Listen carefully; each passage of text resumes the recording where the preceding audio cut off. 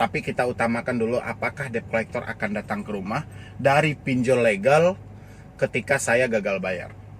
Jawa Timur, Jawa Tengah, Bali, Kalimantan, Sumatera, Jakarta, Tangerang, pokoknya hampir di 33 provinsi yang ada di Indonesia ini ketakutan dan selalu bertanya tentang itu.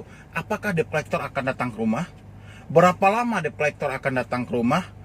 Apakah debt collector akan mendatangi rumah saya? Pokoknya hampir. Pokoknya konsepnya yang bertanya ke saya, telat berapa lama debt collector datang ke rumah? Kapan debt collector akan datang ke rumah? Terus berapa lama debt collector akan meneror kita, akan datang ke rumah? Pokoknya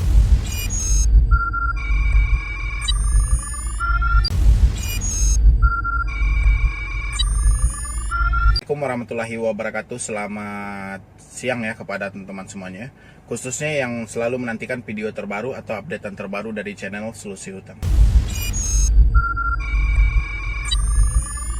Ini itu masih banyak dari teman-teman itu yang bertanya ke saya, padahal video ini sudah sering banget sih, tapi begitu juga semakin sering video ini tayang, semakin sering juga pertanyaan itu bermunculan dari teman-teman terhadap tim saya gitu loh. Bahkan di saat saya live pun pertanyaan ini hampir selalu ada gitu loh, nggak pernah yang nggak ada. Bahkan dia sempat pertanyaan itu yang paling memenuhi ruang komentar ketika saya live gitu loh. Jadi pertanyaan apa kira-kira yang paling banyak ditanyakan teman-teman itu? Silakan untuk teman-teman dulu yang belum support channel ini, silakan support dulu channel ini. Semoga channel ini makin berkembang dan makin bisa lagi memotivasi orang banyak ya. Jadi silahkan dulu ditekan tombol merahnya, sekalian diaktifkan loncengnya supaya setiap kali saya mengupdate video, teman-teman mendapatkan pemberitahuannya. Ya. Oke, untuk video yang mau saya bahas hari ini, video apa kira-kira yang paling banyak ditanyakan teman-teman itu adalah apakah debt collector datang ke rumah? Ya. Ini ada yang bertanya di Pulau Jawa, Jawa Barat, Jawa Timur, Jawa Tengah, Bali, Kalimantan, Sumatera, Jakarta, Tangerang, pokoknya hampir di 33 provinsi yang ada di Indonesia ini ketakutan dan selalu bertanya tentang itu. Apakah debt collector akan datang ke rumah? Berapa lama debt collector akan datang ke rumah? Apakah debt collector akan mendatangi rumah saya? Pokoknya hampir. Pokoknya konsepnya datang ke rumah. Ya. Dan ada juga yang bertanya ke saya, telat berapa lama debt collector datang ke rumah? Kapan debt collector akan datang ke rumah? Terus berapa lama debt collector akan meneror kita, akan datang ke rumah? Pokoknya selalu pertanyaannya debt collector datang ke rumah. Ya. Dan hari ini saya mencoba menjelaskan lagi, mungkin dalam edisi lengkapnya. Semoga teman-teman ini untuk kedepannya tidak ada lagi yang ketakutan. Ya. Pokoknya kayak gimana pun yang namanya saat ini, saya juga nggak tahu sih apa yang ada di pikiran Anda sehingga terbitlah pertanyaan yang seperti itu. Apakah debt collector akan datang ke rumah? Ya, selalu setiap hari pertanyaan, baik dari WA, dari email, setiap saya live, setiap ada video di YouTube, itu selalu komentarnya dan curhatannya selalu pertanyaannya tentang apakah debt collector akan datang ke rumah. Ya. Dan di samping pertanyaan itu ada lagi pertanyaan yang sering itu, ya sudah kita masuk juga viral lah pertanyaan itu. Apakah saya akan dipenjara? Ya. Dan setelah itu kalau saya tidak mampu bayar, apakah data saya akan disebar? Ya. Tapi kita utamakan dulu apakah debt collector akan datang ke rumah dari pinjol legal ketika saya gagal bayar. Ya. Oke. Jadi teman-teman tadi sudah subscribe kan, sudah nge-like channel ini, sudah share channel ini, dan semoga semuanya yang masih bertanya tentang apakah debt collector datang ke rumah bisa melihat channel ini ya. Oke, jadi sebetulnya gini, dari 164 pinjol yang saat ini terdaftar di OJK, itu tidak semuanya mempunyai debt collector lapangan ya, dan tidak semuanya mereka akan mengunjungi Anda. Karena apa? Karena banyak hal yang mereka pertimbangkan. Apalagi di tengah pandemik seperti ini. Ya, apalagi telah ditetapkan oleh pemerintah pembatas sosial berskala besar. Tapi di sisi lain, khusus untuk teman-teman yang ada di Jabotabek. Ini di Jabotabek ya. Dan ini dari 164 itu cuman 5 aplikasi paling banyak yang akan mengunjungi Anda. 5 aplikasi. Ya, dari 164 yang saat ini terdaftar, 25 yang telah berizin, mungkin 5 aplikasi aja yang akan mendatangi Anda. Dari aplikasi mana aja ya, yang biasanya yang kita lihat Aku Laku, itu biasanya Kredivo, Tunai Kita, Kredit Pintar, terus dari pokoknya adalah satu lagi gitu loh, itu yang paling sering. Tapi ini yang 5 ini bukan menjadi patokan ya.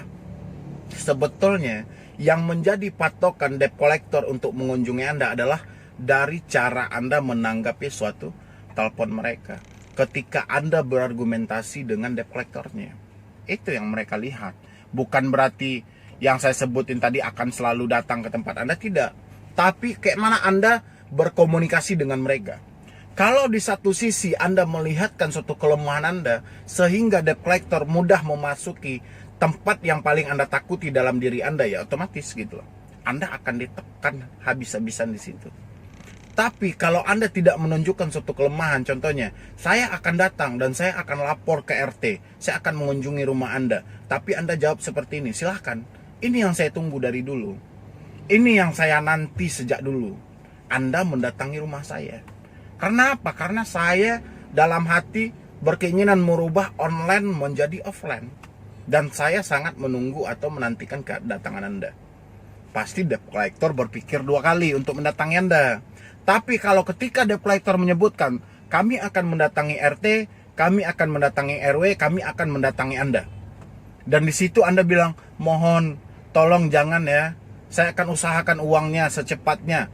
Dan di satu sisi, Anda sudah melihatkan suatu kelemahan Anda kepada debt collector. Dan debt collector akan berusaha bertahan di posisi itu untuk menekan Anda habis-habisan. Ya. Makanya untuk teman-teman yang sering bertanya ke saya, apakah debt collector datang ke rumah? Di satu sisi debt collector melihat, karena YouTube itu ruang publik gitu loh, ya. Jadi semua orang bisa melihat di situ. Dan debt collector dia sengaja bolak-balik masuk ke channel-channel orang yang memberi solusi. Apa sih komentar dari debitur ini? Ya. Dan dia akan pahami itu. Oh, ternyata orang-orang masih banyak yang ketakutan dengan tekanan mau didatangi ke rumah, mau dikunjungi pakai RT, pakai RW, mau didatangi dengan polisi, mau didatangi dengan pengacara, mau pokoknya bermacam-macam yang jenis akan didatangi. Dan dia akan hajar Anda di sisi itu. Ya. Makanya saya selalu mengingatkan, jangan tunjukkan kelemahan Anda di hadapan debt collector. Ya. Jangan pernah gitu loh. Pokoknya Anda kuatkan mental Anda, optimis saja. Sekarang kita udah gagal bayar, yaudah kita terima segala risikonya. Dan kita saat ini bukan berarti kita tidak mau membayar hutang, tidak. Bukan kita lari dari hutang, tidak. Tapi ekonomi yang menyatakan bahwa kita tidak sanggup membayar hutang. Dan di satu lagi, kita juga tidak akan bisa membayar secara online. Karena ini tidak akan berakhir. Semakin kita ikuti untuk membayar online, ini tidak akan berakhir. Kita akan sibuk dengan bayar bunga, denda, entah sampai kapan pokok ini akan berkurang. Ya, makanya offline. Di saat offline, kita akan bertatap muka langsung dengan debt collectornya. Dan di situ kita akan berargumentasi. Baru nanti dari debt collector kita harus diarahkan kemana? Ke customer kah? Ke manajemen mereka kah? Ke leader mereka kah? Ke manajer mereka kah? Terserah, yang penting kita bisa negosiasi sesuai pokok yang kita terima. Itu sebetulnya poinnya. Ya. Bukan berarti kita tidak membayar secara online, juga tidak membayar secara offline, jangan gitu loh. Tapi di tengah kondisi seperti ini, saya juga tidak akan memaksakan Anda untuk membayar hutang. Karena harus diutamakan dulu kebutuhan yang betul-betul Anda butuhkan di saat ini. Seperti apa? Seperti makan, minum, obat-obatan, itu yang paling Anda butuhkan. Kalau yang 3 ini sudah bisa Anda penuhi, silahkan bayar hutang Anda. Ya, tapi kalau belum bisa memenuhi kebutuhan makan, minum, obat-obatan untuk Anda dan keluarga Anda, jangan pikirkan hutang Anda di tengah krisis saat ini. Ya, dia pasti setiap solusinya pasti ada titik dan komanya gitu loh. Ya, makanya pikirkan dulu mana yang paling Anda butuhkan saat ini, bertahan hidup, makan, minum, atau apa gitu loh. Anda yang lebih tahu di situasi Anda. Kalau rasanya saat ini rezeki Anda ada lebih, untuk makan dan minum Anda masih bisa Anda cover atau masih bisa Anda atasi, silahkan. Tutuplah hutang Anda berapa pokok yang Anda terima. Ya, tanpa Anda dibebani dengan rasa bersalah yang terlalu tinggi, rasa takut yang terlalu berlebihan akan didatangi debt collector. Karena itu nggak baik untuk kesehatan Anda. Ya, itu jawabannya untuk teman-teman yang selalu bertanya ke saya, apakah debt collector datang ke rumah? Ya, itu jawabannya dari saya tergantung Anda menyikapi dari debt collectornya. Kalau Anda melihatin suatu kelemahan Anda, siap-siap. Anda akan ditekan habis-habisan di sisi itu. Karena Anda ketakutan ketika mau didatangi ke rumah.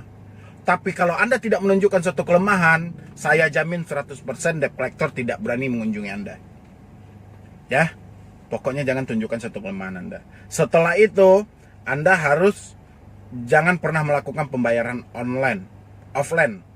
Karena ini yang saatnya kita tunggu di saat debt collector datang. Kita bisa negosiasi tanpa dibebankan dengan bunga, tanpa dibebankan dengan denda. Yaudah, kita bayar. Setelah Anda bayar, jangan Anda gali lagi lubang di tempat yang lain. Tolong diakhiri segera gitu loh. Ya. Mungkin kurang lebih seperti itulah jawabannya dari saya gitu loh. Semoga teman-teman semuanya yang bertanya ke saya, apakah debt collector akan datang ke rumah? Kurang lebih seperti itu jawabannya. Dan saya harap kedepannya tidak ada yang ketakutan lagi. Hadapilah permasalahannya saat ini. Insya Allah badai pasti berlalu. Yang penting lebih baik kita malu sesaat daripada kita hancur selamanya. Ya. Jadi cuman itu dulu yang dapat saya sampaikan. Terlebih dan terkurangnya saya mohon maaf. Nanti untuk teman-teman semuanya yang mau diskusi atau konsultasi sama saya, silahkan ambil nomor saya yang ada di link deskripsi. Ya, jadi nanti terserah kita mau berdiskusi seperti apa. Nanti juga ada tim saya yang merespon. Ya, jadi sekian dulu dari saya, Medi Broni. Wassalam.